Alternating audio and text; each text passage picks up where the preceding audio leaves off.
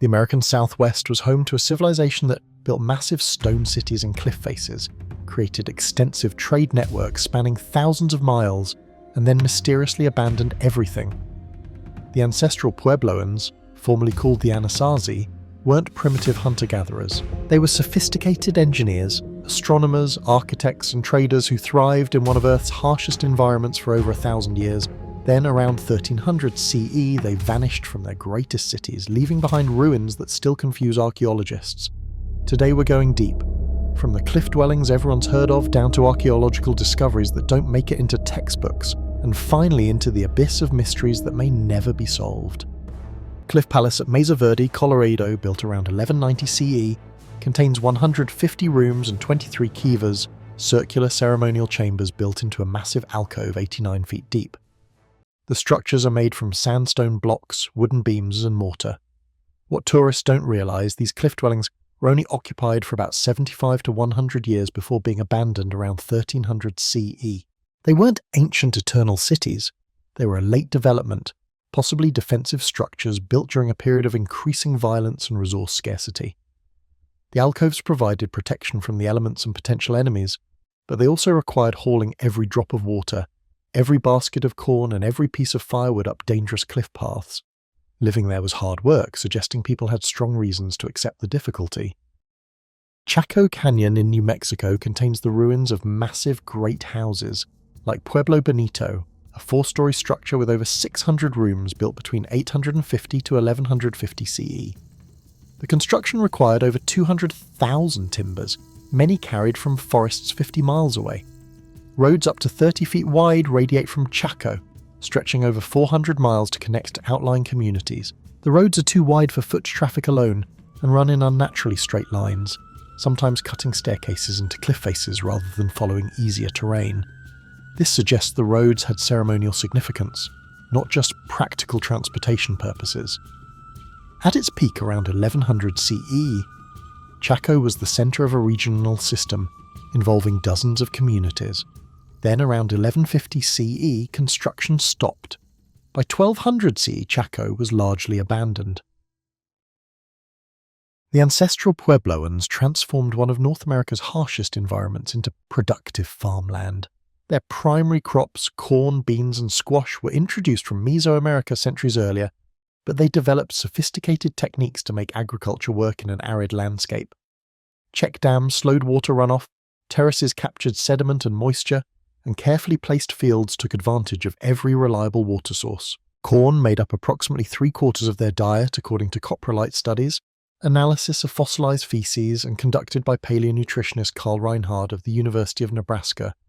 They supplemented farmed foods with wild plants, at least 26 species at some sites, plus hunted game including deer, rabbits, and by later periods, domesticated turkeys.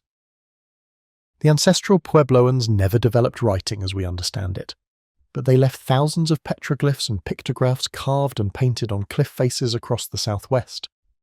Some clearly depict animals, humans, and hunting scenes.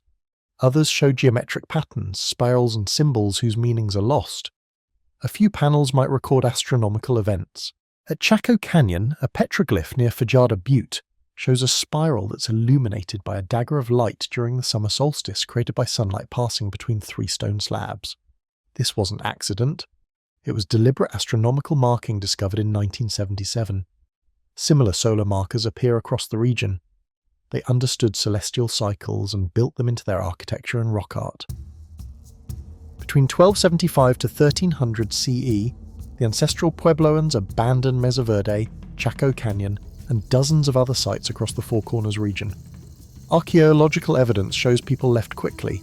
Pottery was abandoned mid-use. Tools were left in place. Rooms weren't deliberately closed or sealed. People just walked away. The abandonment wasn't total extinction. The Puebloan people migrated south and east to the Rio Grande Valley and established new communities. Modern Pueblo peoples in New Mexico and Arizona, including the Hopi, Zuni, and Pueblos along the Rio Grande, are direct descendants, as established by early 20th century anthropologists including Frank Hamilton Cushing. They didn't vanish, they relocated.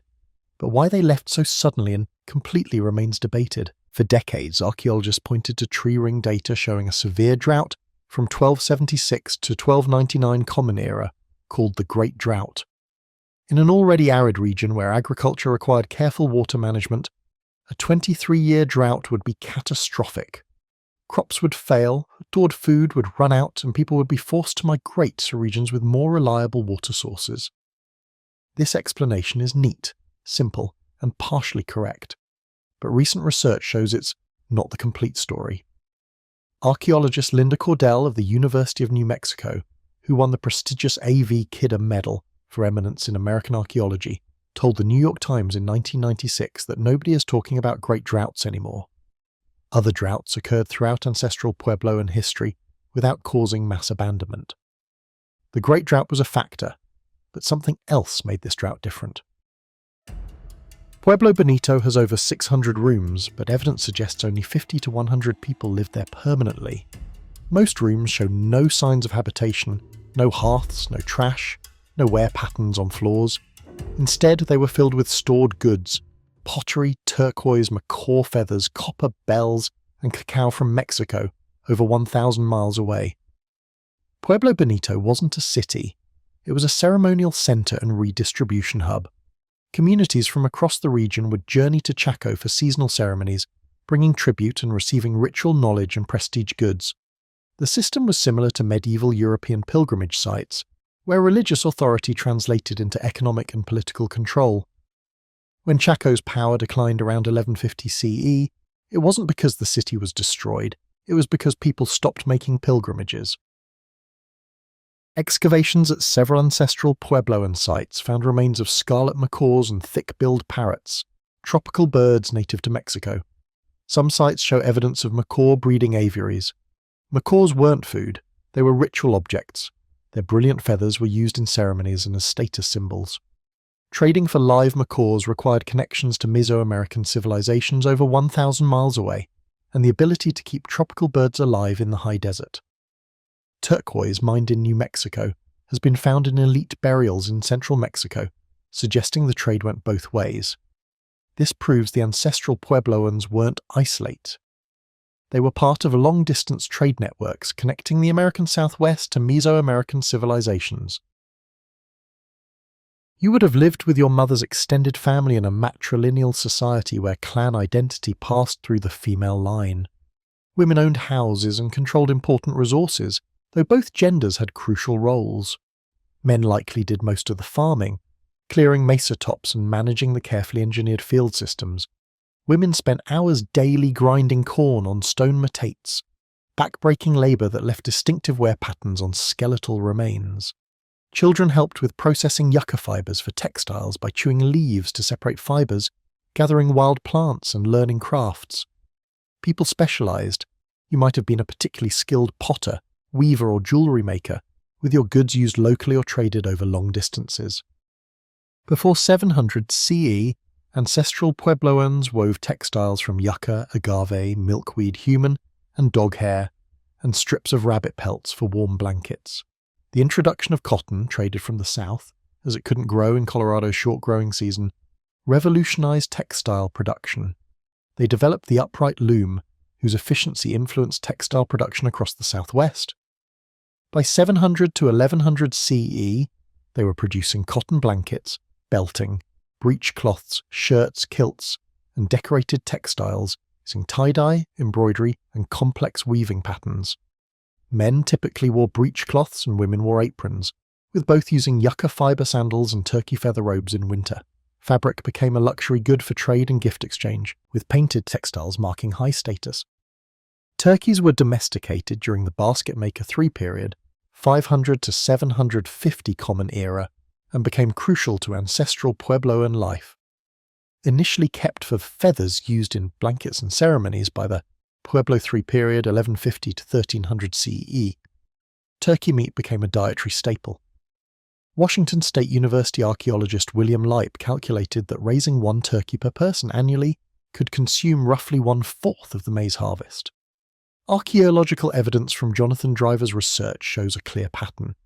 Cottontail rabbit dominated Basket Maker III, and Pueblo I diets, deer in Pueblo II, and turkey in Pueblo III. This shift wasn't preference. It was necessity, As Timothy Kohler's team discovered through simulation modelling, populations depleted deer surprisingly quickly.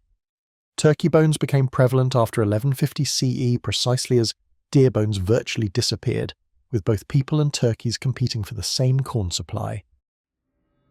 Human remains from the period 1150 to 1300 show increasing evidence of violence. Skeletons with embedded projectile points, defensive injuries, and signs of violent death appear more frequently. Some sites show evidence of burned structures with bodies inside. At Castle Rock Pueblo in Colorado, 41 people were killed in a single violent episode around 1280 CE. Field Museum archaeologist Jonathan Haas studied ancestral Puebloan villages near Kayenta, Arizona, that relocated from canyons to high mesa tops during the late 13th century. Classic divisive positioning. Towers with lines of sight to neighbouring communities appear frequently in the archaeological record. People were scared of something. The violence wasn't random raiding. It was systematic warfare or internal conflict. Defensive locations like cliff dwellings became more common. Beyond Mesoamerican connections, ancestral Puebloans traded with neighbouring cultures. The Mogollon to the south in mountainous eastern Arizona and western New Mexico shared architectural features and pottery styles. The Hohokam of central Arizona operated massive irrigation canal systems and traded extensively through their position along major rivers. The Fremont culture of central and northern Utah showed heavy ancestral Puebloan influence in pottery and architecture. Archaeological evidence shows shells from the Pacific coast, turquoise from New Mexico mines, obsidian from various sources, and distinctive pottery styles moving hundreds of miles through hand-to-hand trade networks. Archaeologist Emil Harry, studying the Point of Pine site in east-central Arizona, found a distinct 70-room Kayenta Anasazi neighborhood, evidence of migrant communities maintaining separate identities within host settlements. Some archaeologists argue that Chaco Canyon's leadership was influenced by or descended from Mesoamerican peoples. Evidence includes architectural features similar to Mesoamerican pyramids, cacao and macaws that could only come from Mexico, and skeletal remains showing distinct physical characteristics and diets different from the general population. One controversial theory suggests Mesoamerican traders or priests established themselves as a ruling class at Chaco, controlling trade in prestige goods and ritual knowledge. When long-distance trade collapsed around 1150 CE, possibly due to drought in Mexico or political changes in Mesoamerica, Chaco's power collapsed because its authority was based on access to exotic foreign goods. Local populations stopped accepting the elite's legitimacy, and the system fell apart. Several great houses show signs of initial construction followed by the abandonment before completion. Walls were started but never finished. Room blocks were outlined but never roofed. This suggests either the builders ran out of resources or the social organisation required to complete these massive projects collapsed. The most disturbing interpretation: these buildings were built as statements of intent or prestige competition between communities, not functional structures. If multiple communities were competing to build the biggest great house to demonstrate their connection to Chaco, it would explain why so many were started but never finished. If multiple communities were competing to build the biggest great house to demonstrate their connection to Chaco, it would explain why so many were started but never finished. When the system collapsed, half-built monuments were simply abandoned. At several sites, human remains show evidence of processing similar to animal butchery, bones broken to extract marrow, cut marks consistent with defleshing, burning patterns indicating cooking. The most famous case is at Cowboy Wash in southwestern Colorado, excavated by University of North Carolina archaeologist Brian Billman. Around 1150 to 1175 CE, 12 individuals were found with 7 showing signs of violent death, defleshing, marrow extraction, and cooking. Most dramatically, Dr. Richard Mahler analysed a coprolite found in a fire pit and detected human myoglobin, a protein found only in skeletal and cardiac muscle tissue. This proved human flesh was digested. The findings were published in the journal Nature in 2000. However, the interpretation remains explosive. Arizona State University anthropologist Christy Turner argued in his book Mancorn that Toltec invaders from Mexico used cannibalism as terror tactics. Others like Carl Reinhard argue the coprolite evidence doesn't match typical ancestral Puebloan diet patterns, suggesting outside perpetrators.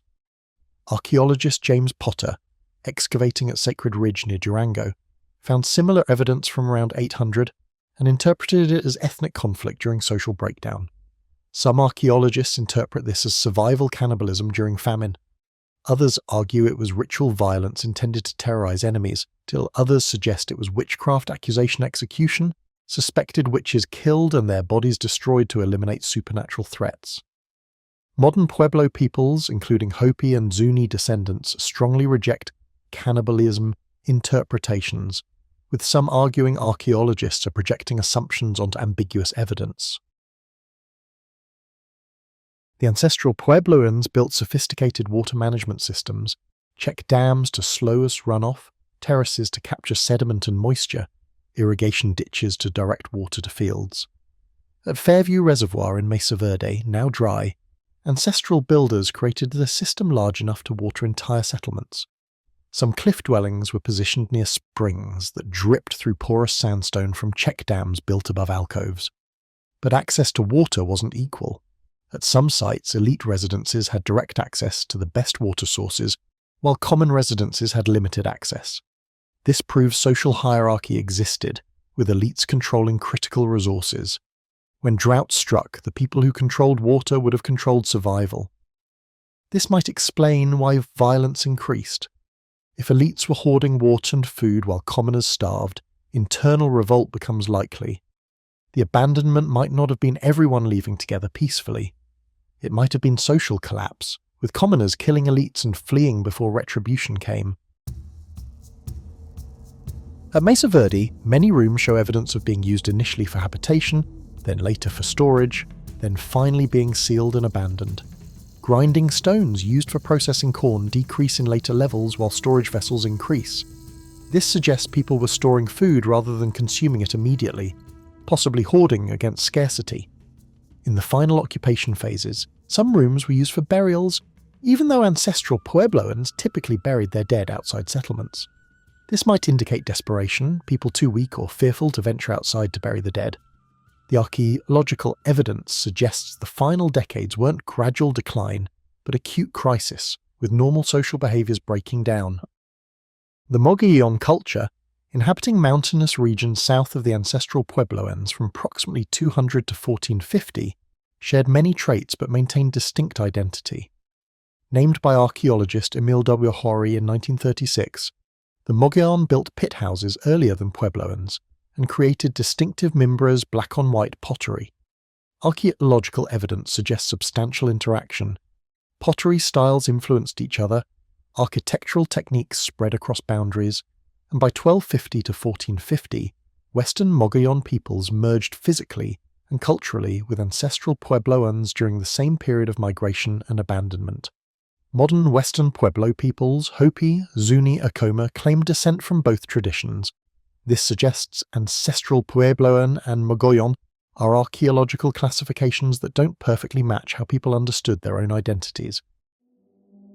Tree ring data shows earlier droughts in the region that were longer or more severe than the Great Drought of 1276 to 1299 CE.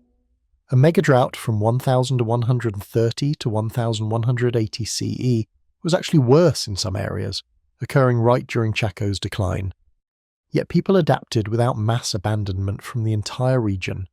So why did the 1275 drought trigger complete abandonment? One theory, cumulative environmental degradation. Centuries of agriculture, firewood harvesting and deforestation had damaged the landscape's resilience. Archaeological studies at Chaco Canyon published in the National Center for Biotechnology information show ecosystem impacts from intensive timber harvesting. Soil erosion from deforestation meant when drought came, the land recovered more slowly. The ecosystem was already stressed and the drought was the final blow. Another theory. Social factors identified by researchers including Carla Van West, whose work demonstrated Mesa Verdean Anasazi could have raised enough corn to survive despite drought. By 1275, population density was higher. Social tensions were worse, and people had no empty lands to expand into.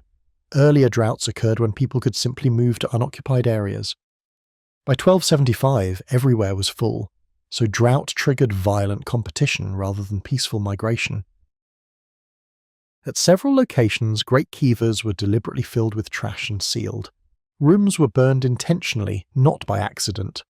Pottery was smashed rather than simply abandoned.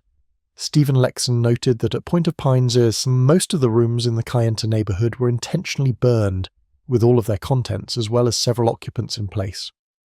This suggests ritual closure or deliberate destruction.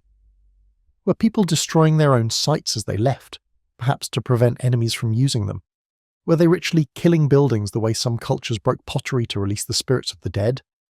Or was this revenge, communities destroying the architectural symbols of social hierarchies they'd come to hate? We have the evidence of destruction, but interpreting the motivation is guesswork. The difference between ritual closure and rage-fueled demolition looks similar archaeologically. While academic sources confirm Hopi migration traditions speak of leaving due to corruption and forgetting proper ways, some oral accounts include elements difficult to interpret. The Hopi concept of previous world ages, Sikangwi, that ended in destruction, with humanity moving from the third world to the fourth world through a sipapu, traditionally identified with the Grand Canyon, creates a cosmological framework different from Western historical thinking. Some traditions preserved by Hopi elders reference beings or spirits associated with clan migrations, though anthropologists like Frank Waters and Barry Pritzker note the difficulty of determining what represents literal history versus symbolic teaching stories. The problem is that oral traditions transmitted for 700 plus years through dozens of generations are inevitably transformed, and modern ethnographers like John Gahate at the Indian Pueblo Cultural Center emphasize that each Pueblo community has distinct traditions that shouldn't be homogenized. Most concerning sacred knowledge isn't shared with outsiders, even well-meaning anthropologists, meaning the complete story may be permanently inaccessible to non-Pueblo researchers. The Ancestral Puebloans left no written texts explaining their beliefs. We have architectural evidence of kivas, ceremonial structures, and astronomical alignments, but we're interpreting them through modern assumptions. Modern Pueblo religions, studied extensively at Western Pueblos like Hopi and Zuni, less disrupted by Spanish colonization than Eastern Pueblos, are complex systems involving multiple levels of initiation, secret societies, and esoteric knowledge that outsiders aren't permitted to learn. Kachina spiritual beings, representing spirits of ancestors, clouds, rain, and natural phenomena, appear in rock art around 13 to 25 CE and remain central to Hopi and Zuni ceremonial life today. Ancestral Puebloan religion was likely similar or even more complex. The standard narrative is peaceful migration. Drought made the Four Corners unlivable, so people migrated south to the Rio Grande where water was more reliable. Archaeologist Patricia Crown and others documented the appearance of Salado polychromes in the 14th century, suggesting religious or political alliances forming during migration. Pottery evidence traced by researchers like Patrick Lyons shows Kayenta migrants reaching places like Homolo'ovi and a Point of Pines. But evidence suggests the arrival of thousands of refugees into already occupied territory might have caused conflict. Some Rio Grande pueblos show evidence of fortification around 1300 CE. Skeletal remains from this period show violence. Were existing populations welcoming to refugees, or was there conflict over land and resources? The Point of Pines evidence is particularly troubling. Emil Harry's excavations found a Kayenta neighborhood that was deliberately burned with occupants inside, after which no trace of the Kayenta people or their pottery remained. This doesn't sound like peaceful integration. The descendants of both groups are modern Pueblo peoples, so this is a sensitive topic. No one wants their ancestors portrayed as either invaders or xenophobic locals. But large-scale migration rarely happens peacefully in human history. Archaeologist Stephen Lexon proposed one of the most controversial theories in southwestern archaeology, that major population centers align almost perfectly on a north-south meridian, suggesting a continuity of political power that moved geographically over time. Chaco Canyon, Aztec ruins built during Chaco's decline, and Casas Grandes in Chihuahua, Mexico, which flourished after 1300, all sit within 50 kilometers of the same meridian line. Lexon argues this can't be coincidence, that some form of political ideology or cosmological belief caused its population centers to maintain this alignment, even as people migrated hundreds of miles. Critics point out that dozens of other sites don't fit the pattern, and that you can draw lines through any set of points to create apparent patterns. But if Lexon is right, it would mean the abandonment wasn't collapse but relocation of a coherent political system. The debate continues with no consensus. Archaeologist Linda Cordell and others note that different ancestral Puebloan groups spoke at least 6 mutually unintelligible languages. Modern Pueblo peoples speak languages from completely different families. These aren't dialects, they're as different as English and Chinese. If ancestral populations were similarly linguistically diverse, could they have coordinated large-scale responses to crisis? Could language barriers have prevented the kind of regional cooperation that might have allowed them to weather the 13th century droughts? Or did shared religious practices and trade networks create unity despite language differences? The truth about the ancestral Puebloans is that we're looking at a civilization that thrived for over 1,000 years in one of the harshest environments on Earth, built architectural and astronomical achievements that rival anything in the ancient world, created extensive trade networks spanning from the Pacific coast to central Mexico, developed sophisticated textile production and agricultural systems, and then made a collective decision to abandon their greatest achievements. They weren't a simple unified culture. They spoke different languages, belonged to different groups, traded and fought with neighbouring peoples like the Mogollon, Hohokam and Fremont. They created beauty in their pottery and textiles, encoded cosmic knowledge in their architecture, and organised complex ceremonies in their kivas. Daily life involved grinding corn until your bones showed the wear, weaving yucca into sandals, raising turkeys for feathers and eventually food, and adapting to a landscape that offered little margin for error. The ancestral Puebloan survived by abandoning everything and starting over.